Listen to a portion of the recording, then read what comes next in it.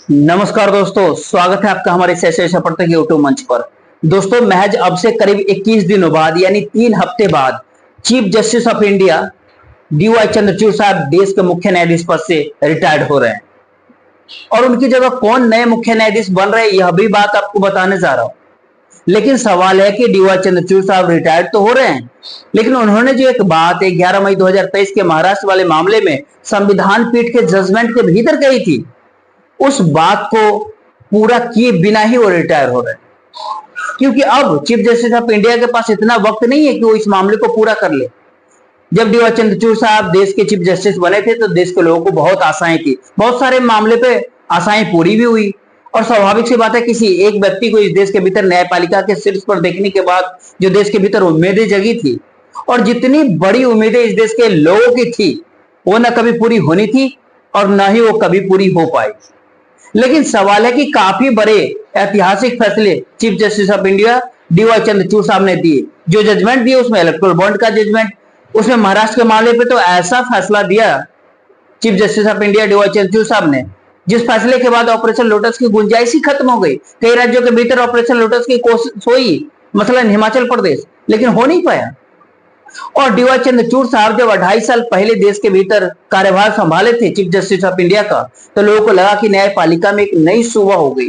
भारत के न्यायपालिका को हमेशा से स्वतंत्र और निष्पक्ष माना जाता रहा, लेकिन इसी न्यायपालिका के अधीन जब जनवरी 2019 के भीतर सुप्रीम कोर्ट के 4 जजों ने प्रेस कॉन्फ्रेंस करने की हद तक जाने का फैसला कर लिया, तो उस समय लोगों के कान खड़े हो गए थे। लोगों को ऐसा लग रहा था कि क्या हो रहा है, क्या हो गया है, क्या सच में ऐसी स्थिति देश के भीतर आ गई है। जस्टिस चिदम्बरम थे, जस्टिस रंजन गोगोई थे। अलग बात है कि जस्टिस रंजन गोगोई बाद में राज्यसभा पहुंच गए, लेकिन जब जस्टिस चंद्रचूड़ ने मुख्य न्यायाधीश पद का कमाल संभाला, तो फिर अखबारों के पन्ने के अंदर तमाम सारे सोशल मीडिया चैनल्स, जो मेन स्ट्रीम मीडिया चैनल थे, सब पे डीवाई चंद्रचूड़ साहब के कसीदे गढ़े जाने लगे, जो आमतौर पे होना नहीं चाहिए था। जज को जज ही रहने देना चाहिए, लेकिन ऐसा हुआ उस टाइम पर। लेकिन कई सारे ऐतिहासिक फैसलों देश के सामने उन्होंने जो परोसा, वो आने वाले समय के लिए बहुत बड़ा नजीर साबित होगा। इलेक्टोरल बॉन्ड को एक सिरे से खारिज कर देने का फैसला और संवैधानिक करार देने का फैसला डीवाई चंद्रचूड़ साहब का था। चुनाव आयोग से लेकर के उसके नियुक्ति तक और स्टेट बैंक ऑफ इंडिया के तक फटकार लगाना कि डेटा जारी करो, पैसा किसने दिया, ये सब काम डीवाई चंद्रचूड़ साहब ने कराया। महाराष्ट्र के मामले में 11 मई 2023 के जजमेंट को अगर देखें तो एक तरीके से संसदीय दल और विधायक दल, इन तमाम को लोगों को कंट्रोल करने की जो विप नाम की एक संस्था होती है ना, सचेतक की संस्था जो होती है, उसकी नियुक्ति का अधिकार पार्टी के संसदीय विधायक दल के पद के नेता को न दे करके सीधे सीधे पार्टी आला कमान को देने का एक ऐसा फैसला किया डीवाई चंद्रचूड़ साहब ने कि अब कोई गुवाहाटी मॉडल की सरकार बन ही नहीं सकती। जी हां, अध्यक्ष को, स्पीकर को नोटिस देकर के सुनवाई से अलग रखना, फिर दल बदल कर लेना, वो जो शिफ्ट हो गई थी ना, वो उस पे एक सिरे से कहीं ना कहीं ब्रेक लगाने का काम कर दिया डीवाई चंद्रचूड़ साहब ने। और तीसरी बड़ी बात, उस जजमेंट के भीतर उन्होंने कहा कि किसी भी पार्टी के आंतरिक टूट फूट के आधार पर गवर्नर फ्लो टेस्ट के लिए नहीं कह सकता। यह भी डीवाई चंद्रचूड़ साहब का एक फैसला था। एक ही फैसले के भीतर तीनों बातें कह डाला, और एक फैसला उस समय दिखा जब देश के लोगों को प्रैक्टिकली तब दिखाई जब हिमाचल प्रदेश के सुखो सरकार गिराने की कोशिश की गई थी ऑपरेशन लोटस के जरिए। एक झटके में 6 बगावती विधायकों को उनकी विधायकी खत्म कर दिया स्पीकर ने। उपचुनाव भी वहां पर हो गए।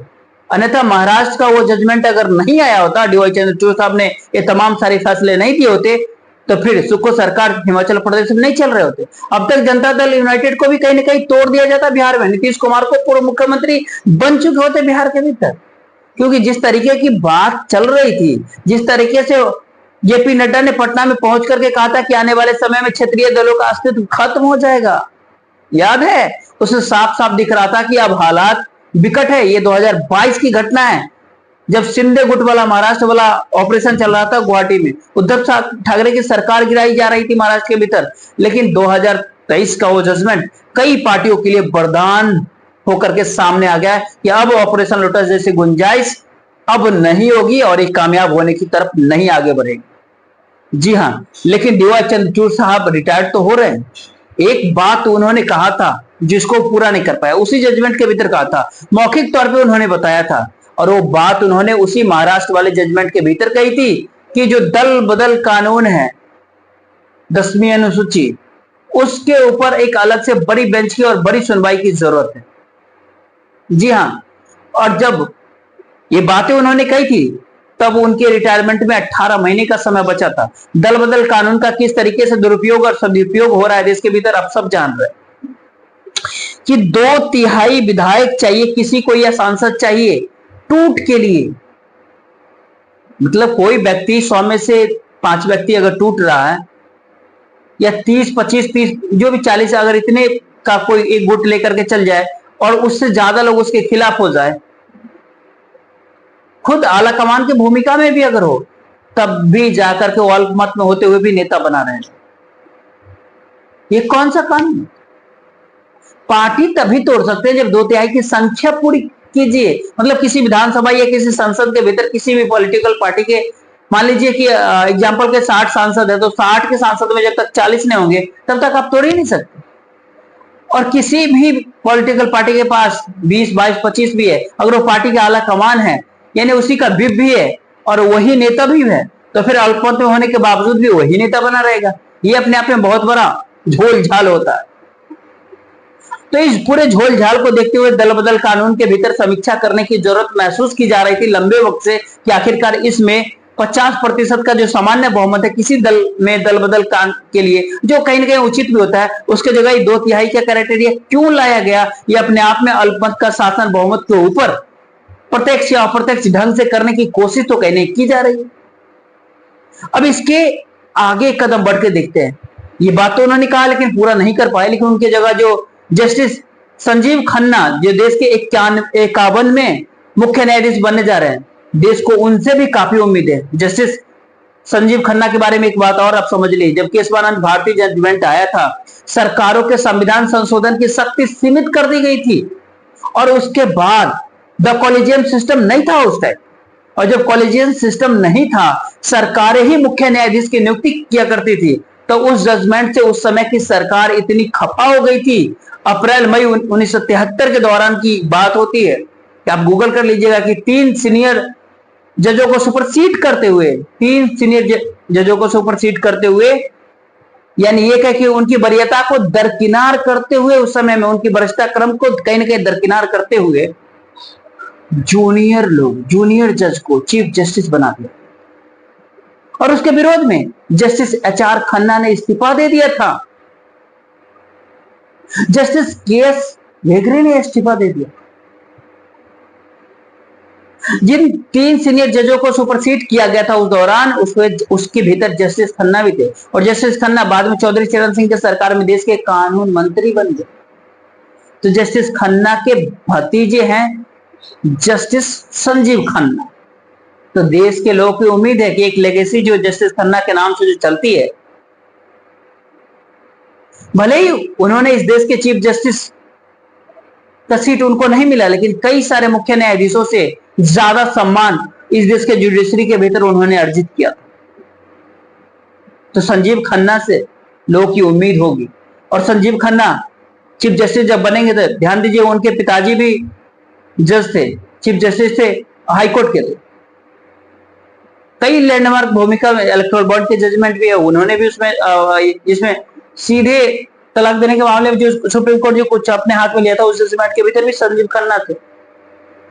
लेकिन संजीव खन्ना साहब के एक मामले से थोड़ा सा लोगों को थोड़ा यह लगा, उनका जज है, उनका फैसला सर्वोपरि होती है, लेकिन जैसा कि जस्टिस चंद्रचूड़ मौजूदा चीफ जस्टिस ऑफ इंडिया कहते हैं कि लोगों को न्यायालय का भी आलोचना करने का पूरा अधिकार था। आलोचना हम नहीं करते, लेकिन असहमति कहीं ना कहीं दिखाई पड़ती है कि मनीष सिसोदिया की जमानत के पिटीशन को लेकर।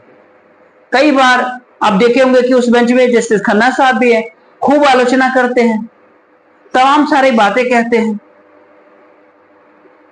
और फिर जमानत उनकी टलती रहती है, लंबे अरसे तक टलती रहती है।